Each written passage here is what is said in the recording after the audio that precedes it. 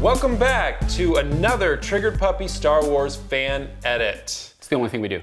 Apparently it's all we do. Chris is attacking the sequels instead of the prequels, and I think the number one question we have to start with is, Chris, why would you do this to me? Because I care about you. I don't believe you. It's a trap! After I'd done my prequel cut, but it made me think, could you do something like this for the sequels? Rise of Skywalker hadn't even come out to theaters yet when I first had this idea, but I was like, maybe this is something we could do. Maybe this is something that could maybe not fix everything, but at least give a different version of this story. I think it's pretty self-evident that this new trilogy lacks a consistency in storytelling. When I did a prequel edit, I called it episodes 1 through 3. You know, this was just a condensed telling. Yippee! This, while it is sort of a condensed telling, to me it's a totally different story, and I explicitly am calling it a Star Wars story, in the same way that Rogue One is. An analysis of the plans provided by Princess Leia has demonstrated a weakness in the battle station. If you want to know the story of Star Wars, you watch, the 6 original episodes, good and bad and whatever, those are the story. The Emperor does not show up in mine. There's no mention of the Emperor. He's completely gone. Is that legal? Because it just didn't work for me. That was, as soon as I heard they were bringing it back, I was like, that's not, you're hurting the old movies to try to save the new movies, and that's not a good choice. No, you're still holding on! Let go! So what I'm calling it, First Order, Last Jedi, a Star Wars story, because to me it is about, if you wanted to know what happened to your favorite heroes from episodes 4, 5, and 6, this is kind of their last adventure. It's them making sure that what they established, at Return of the Jedi, that they saved the galaxy. That lives on. That lives on. Taking one last look, sir, at my friends. To be very clear, this is not the story from the sequels. Yes. This is an entirely new story cut from that. Which makes it so exciting, because you will be like, I don't know what's actually going to happen. You do, because the footage is the footage. You've seen the same footage. Hold on! When you were sitting in Rise of Skywalker. I went in maybe the second week, and I remember watching, and there was a couple scenes I actually got giddy, not because the movie was any good, but because they showed Rey training as a Jedi, and I got so excited of what you could maybe do recutting that earlier into a kind of, single version movie. This is gonna be, spoiler, close your ears, earmuffs or whatever you need to do. Earmuffs. When Rey stabs Kylo Ren halfway or 2/3 of the way through the movie, I was just excited. Hello there. It just opened up so many possibilities. Last Jedi, as flawed as it was, it really set it up that Kylo Ren should be the bad guy. And so when I did this cut, that was the goal was, can you just make a movie version where it's Kylo and Rey? It's just their story, them coming to a head. Well, I have to say, for me, somebody who is a huge Star Wars fan and then felt very let down, of course, with the storytelling of the trilogy, watching your edit recontextualizes a lot of the characters and a lot of the events where they feel very emotionally satisfying, where I actually got goosebumps and my body tingled because, I don't want to get you. Princess Leia. All the other stuff that kind of didn't go anywhere is cut out, and we're focusing on these great characters. This story basically takes all the kind of nonsense of the sequels, as you said, and it focuses it between here's Rey, here's Kylo. First Order, Last Jedi. For me, starting the movie on the First Order being, destroying the Republic, and then the response, because we see the response, we see the destruction of Starkiller Base, but that's the beginning of the movie. So this whole subversive deconstruction that they wanted to do in the sequels, you actually do, because once you get rid of the big boom boom death machine right away, you're like, well, now what do we do? And the story actually feels like it's on the edge of a cliff in a good way, unlike the sequels did, where you just didn't know where you were going. This feels like, oh my God, I don't know what's gonna happen now, because all the tropes have been blown away instantly in your movie? I got a bad feeling about this. There's groups out there who are recreating scenes with, with models, and they're, having people come in and they're shooting green screen stuff and like adding scenes to fan edits. That's not really, my goal was to see if there was something salvageable solely using the building blocks that Disney and J.J. Abrams and Ryan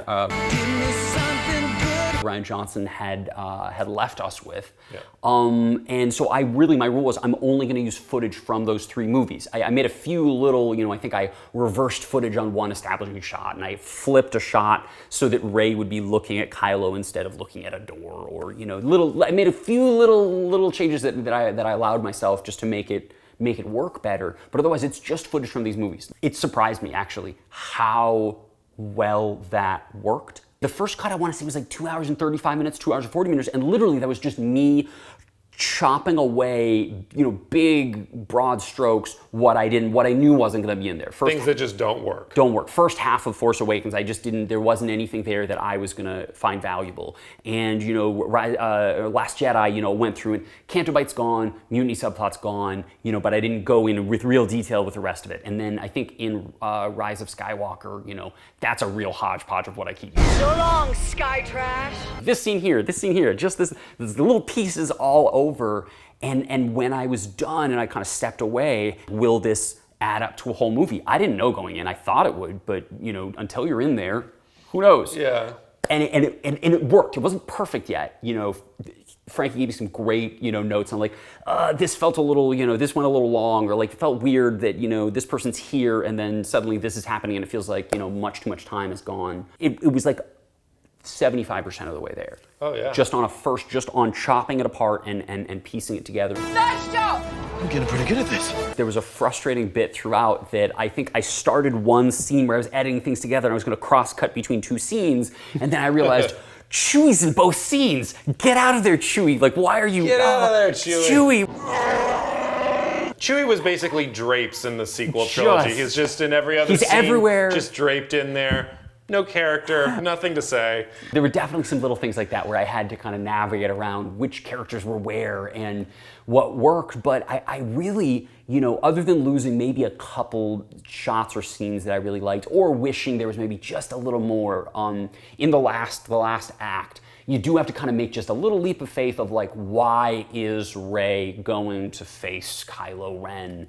It's not spelled out for you 100%, but clearly there's an intention. And I literally had to steal, a little line that I kind of snuck in there as like her head is facing away. I need to go alone. Yeah. And I took a line from a different scene and snuck it in there. I said that the only thing I was going to use was footage from the 3 movies, but I didn't cheat, but I loved, it's not cheating, there's no footage. What I wanted to do with my Star Wars story was give it a little context, and there is this monologue from Mandalorian that I just thought was so perfect because Werner Herzog. I would like to see the baby. He gives this little speech in Mandalorian, and I'm sure a lot of people have seen it. Maybe if you haven't, it doesn't spoil anything, but it sets up the reason for the First Order. Yeah. In a way that to me none of the movies touched on. And it's just really about like, it's about power vacuums, and it's about, people wanting order. The end of a regime that acquiesces to disorder.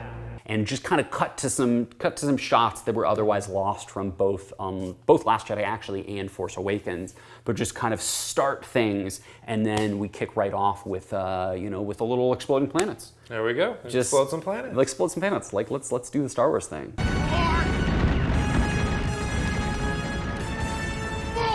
So what's so amazing about this edit is taking all the good things that were working and focusing them and really making them work. But Chris, there's all this bad stuff. All these people, including myself, ate very, very much. And you decided to keep some of it. Why did you decide to keep some of it? Some of it, but not all of it. And I think some of it comes down to, Luke still throws a lightsaber. That didn't bother me because to me that was such a shorthand for where Luke is at. And I think once you get rid of some of the stuff around it, some of the bad humor, and some of the kind of like silly moments, there's no blue milk, there's no, like I cut some of the silly moments. There's no booby milk? And no tickling Rey with a frond or thing, whatever. Like yeah. I caught some of the sillier moments to just really Tighten the tone up. the tone's better. Because it is serious. Luke has had a crisis of faith. And that's what's led him to this island. Because in my telling of this, Kylo's not redeemed. It does make you rethink, how Luke responds. Well, and that's another thing you left in the dream sequence where Luke is going to attack Kylo or whatever, and that's also very controversial, but you had a pretty good explanation to me for that. So there are three tellings of, what happened between Luke and Kylo. Did he tell you what happened that night? There's a third telling, which is the kind of nuanced middle ground, where like, maybe I did click on my lightsaber, but I just had a moment of weakness and da-da-da. I cut that one. And now what it comes down to is you have two versions to choose from. Who do you believe? Luke Skywalker, paragon of goodness and Jedi Knight, even if he is having a crisis of faith, still a good person, or Kylo Ren, lost soul and clearly somebody who is not above manipulating others and falsifying to get what he wants. Creating mistrust are his ways now. I'm going to throw these out. You don't have to even make the accusations. He knows. He knows what he's done. I know the things. He knows what he's done, people. Rey's parentage. Obviously, she's not a Palpatine in my movie because there is no Palpatine in my movie. There's not.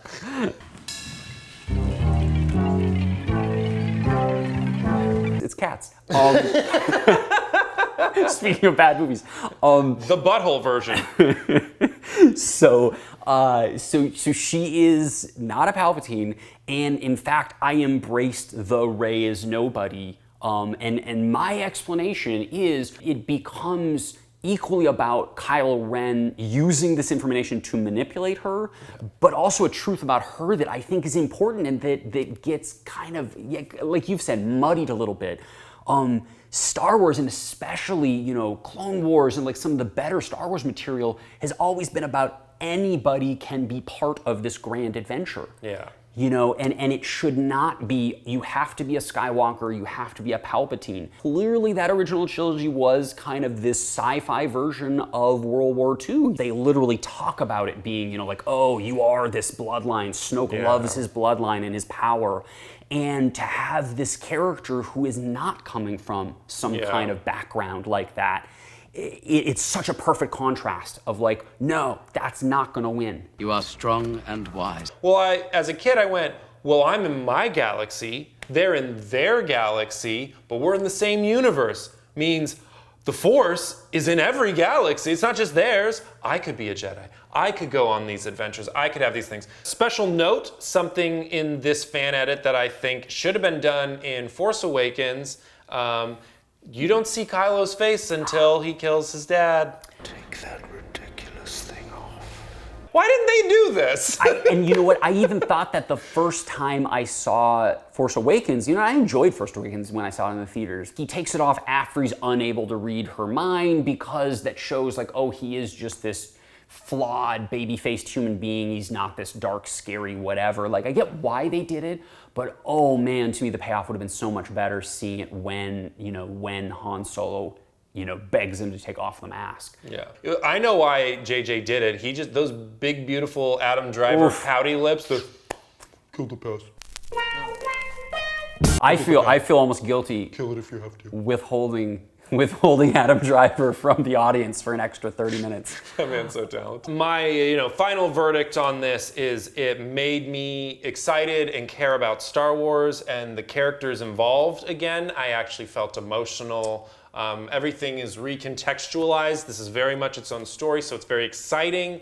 Give this a watch. You're really going to enjoy it, and it's really a celebration of Star Wars and how much, we love it. You don't fan edit something that you hate. You really fan edit something that you love, but you see the flaws in. And to me, this is exactly that. Like, I wanted to kind of celebrate what was possible with these movies. I love you. I know.